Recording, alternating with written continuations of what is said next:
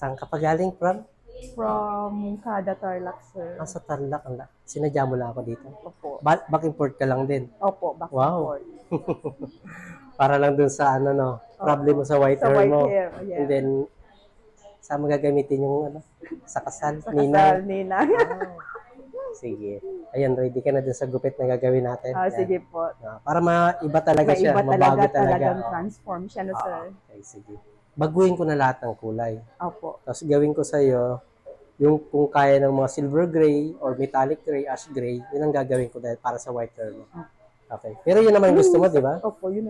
Pero okay din po sa, yung ano din ng complexion ko, sir. Yes, okay. ma'am. Babagay ko rin sa yeah. skin tone mo. Sa skin tone ko. Okay, sige ha. Pa-prepare ko lang, ma'am. Okay. Thank po. you.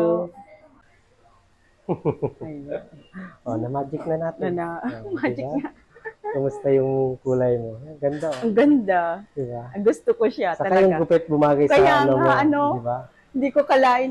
Actually, nagpapagupit naman ako ng maiksi, pero ang tagal na kasi na hindi ako nagpagupit. Takot ka kasi baka hindi bumagay sa'yo. Baka hindi bumagay. Bumagay siya kasi dun, isa pa dun sa kulay. Kasi yung kulay yung nagdala, Kaya nga, no? Ang ganda yung white hair po. mo, So yun, after 2 months, pag nag-grow out na, tone down lang gagawin natin dito. Ganun lang po yung ganun lang yung gagawin. Ang ganda talaga. Parang Bea Alonso ba? Di ba? So, ito nga, si- mapakita natin. Ang ganda ng blending niya. Kaya nga, no? Ang ganda.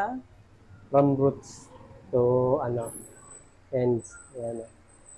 Thank you so much. Thank you Sulit rin, yung sir. biyahe. Kaya nga po. From? From Mungkada, Tarlac. Tarlac, Opo. diba? Thank you. Ayan, thank you din.